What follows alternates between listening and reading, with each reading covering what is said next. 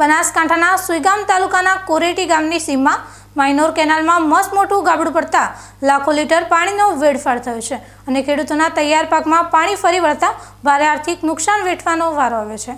સરહદી પંથકમાં કેનાલો તૂટવાની ઘટનાઓ અટકવાનું નામ નથી લઈ રહી, જેના કારણે હવે જગતનો તાત તંત્ર અને કોન્ટ્રાક્ટરોની મિલીભગત સામે રોષે ભરાયો છે। સુઈગામ પંથકના કોરેટી ગામની સીમમાંથી પસાર થતી માઇનર 2 કેનાલમાં ગત મોડી રાત્રે અચાનક ગાબડું પડ્યું હતું। આ ઘટનાની સૌથી ગંભીર બાબત એ છે કે જે જગ્યાએ અત્યારે ગાબડું પડ્યું છે તે જ જગ્યાએ માત્ર 1 મહિના પહેલા રિપેરિંગ કામ કરવામાં આવ્યું હતું। એક જ મહિનામાં કેનાલ ફરીવાર તૂટતા કોન્ટ્રાક્ટર દ્વારા કરવામાં આવેલા કામની ગુણવત્તા સામે ગંભીર સવાલો ઊભા થયા છે।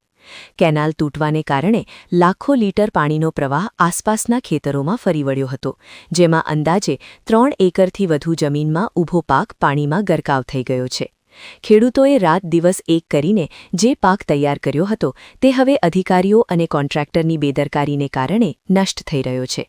પાણીનો પ્રવાહ એટલો તેજ હતો કે કોરેટી અને કાણોઠી ગામને જોડતો મુખ્ય માર્ગ પણ પાણીમાં ગરકાવ થઈ ગયો છે, જેને પગલે વાહન વ્યવહાર સંપૂર્ણપણે ઠપ થઈ ગયો છે અને ગ્રામજનોને અવરજવર કરવામાં ભારે હાલાકી ભોગવવી પડી રહી છે। એક તરફ આ વિસ્તારમાં અચાનક આવેલા કમોસમી વરસાદે ખેડૂતોની ચિંતા વધારી છે, તો બીજી તરફ કેનાલના ગાબડાએ પડતા પર પાટું જેવી સ્થિતિ સર્જી છે। સ્થાનિક ખેડૂતોનો આક્ષેપ છે કે નર્મદા વિભાગના અધિકારીઓ ઓફિસમાં બેસી રહે છે અને સ્થળ પર તપાસ કરવા આવતા નથી, જેના કારણે કોન્ટ્રાક્ટરો મનસ્વી રીતે હલકી ગુણવત્તાનું કામ કરી જાય છે। વારંવાર રજૂઆતો કરવા છતાં કોઈ નક્કર ઉકેલ આવતો નથી અને દર વખતે ખેડૂતોને જ આર્થિક ફટકો સહન કરવો પડે છે। કેનાલ તૂટવાની જાણ થતાં જ આસપાસના ખેતરોના ખેડૂતો દોડી આવ્યા હતા અને પોતાની રીતે પાણીના પ્રવાહને રોકવા પ્રયાસો કર્યા હતા, પરંતુ પાણી એટલું વધારે હતું કે ખેતરો તળાવમાં ફેરવાઈ ગયા હતા।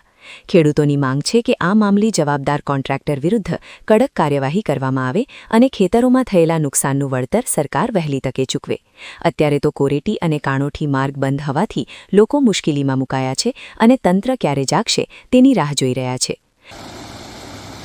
જે ડેંડાવાથી માઇનોર નંબર 2 કોરેટીની અંદર જે ડેંડાવાથી કેનાલ આવે છે, માઇનોર નંબર કોરેટી 2 કેનાલની અંદર અત્યારે ખેડૂતો લાચાર તો છે જ।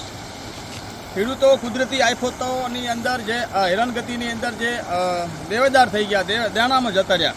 કહેવાનો મતલબ એ કે જો અમને ચોમાસું અમારું સિઝન ટોટલ ફેલ ગઈ અને બીજી કેનાલના કોન્ટ્રાક્ટરોના કારણે આજે ખેડૂતો લાચાર બન્યા છે। ચંદ 2 રૂપિયા માટે કેનાલના કોન્ટ્રાક્ટરો 300 રૂપિયા દાળીઓવાળા મજૂરને લાવી અને કામ કરાવે છે। કપસી અને ખારો રેત, ખારો જેને ખાર કહી શકાય એવો ખારો રેત વાપરી અને ખાલી એક આંગળનું 1 ઇંચ જેટલો માલ ચડાવી અને રિપેરિંગ કરીને જતા રહ્યા છે। પાણી આવ્યા પછી જે પૂર ભયંકર આવ્યું હતું કોરેટીની અંદર અને આખા વિસ્તારની અંદર, એટલે પૂર પછી ખેડૂતો સિઝનમાં પણ પાછા છે અને બીજી વાત એ કે કોન્ટ્રાક્ટરોના કારણથી ખેડૂતો આજે લાચાર છે। ખેડૂતો કોરેટીના ખેડૂતો દરેક દેણામ છે, દરેક ગામના દેણામ જ છે, પણ આવા ચંદ રૂપિયો માટે જે કામ કરી રહ્યા છે કોન્ટ્રાક્ટરો, એને કહેવા માગું છું અને સરકારશ્રીને વિનંતી કરવા માગું છું કે તમે કોન્ટ્રાક્ટર આપો તો સારા સિલબેક અને સરસ કામ કરે એવા વ્યક્તિઓને આપો। આ રૂપિયો માટે થઈ અને આજે ખેડૂતો રોવેલા, ખેડૂતોના 4 વીઘામાં પાણી ફરી વળ્યું છે અને જે મેન રસ્તો છે માઇનોર કેનાલ વચ્ચે પડી છે, મેન રસ્તામાં મારે ભરાઈ ગયા બેન દીકરી હોય કે ચાહે ખેતરે જવા માટે પશુપાલકો હેરાન થઈ રહ્યા છે અને ચંદ 2 રૂપિયા કમાવા માટે આ કોન્ટ્રાક્ટરોએ સિમેન્ટ નથી વાપરી, સારી કપસી અને ખારો રેત વાપરી અને આ બિલ પાસ કરાયું છું। 2015ની અંદર બજેટ પાસ કર્યું, જે કોન્ટ્રાક્ટરોએ બજેટ મળતા હોય અને એની અંદર આ વખતે બજેટ રોકાઈ ગયું, કેનાલ સિઝનમાં ચાલુ ન થઈ। એનું કારણ એ કે કોન્ટ્રાક્ટરોએ બજેટ વધારવા માટેની અપીલ કરી હતી સરકારશ્રીઓને, એટલે બજેટ સરકારે વધારી અને કોન્ટ્રાક્ટરોને ડબલ બજેટ આપ્યું। ડબલ બજેટના પૈસા ખાઈ અને આજ ખેડૂતો લાચાર કેમ છે? આ કોન્ટ્રાક્ટરોના કારણે ખેડૂતો લાચાર છે। અત્યારે ખેડૂતોની પાસે પૈસા નથી, 3 સિઝન ફેલ ગઈ, સરકારશ્રીઓ કોઈ ધ્યાન દોરતા નથી।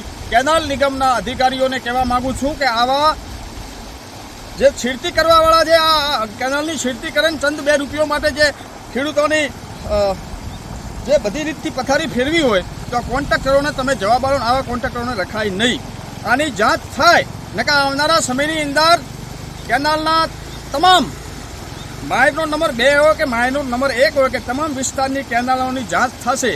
બરાબર, ખેડૂતો જાંચ કરશે કે આની અંદર આ લોખંડ વાપરવાની જગ્યાએ કેન છે, મેં એના કૂવા બનાવ્યા છે, જે નાળું મૂકવામાં આવ્યું છે, અહીંયા ભ્રષ્ટાચાર કર્યો છે, મોટું બજેટ કાઢું અને હાવ ખૂટલ વેડા કર્યા. ભ્રષ્ટાચાર અને લાપરવાહીના કારણે વારંવાર તૂટતી આ કેનાલો હવે ખેડૂતો માટે આશીર્વાદને બદલે શ્રાપ સમાન સાબિત થઈ રહી છે. ત્યારે જોવાનું એ રહે છે કે નર્મદા વિભાગ આ ગંભીર બેદરકારી સામે કોઈ પગલાં ભરે છે કે પછી ખેડૂતોને તેમના નસીબ પર છોડી દેવામાં આવશે.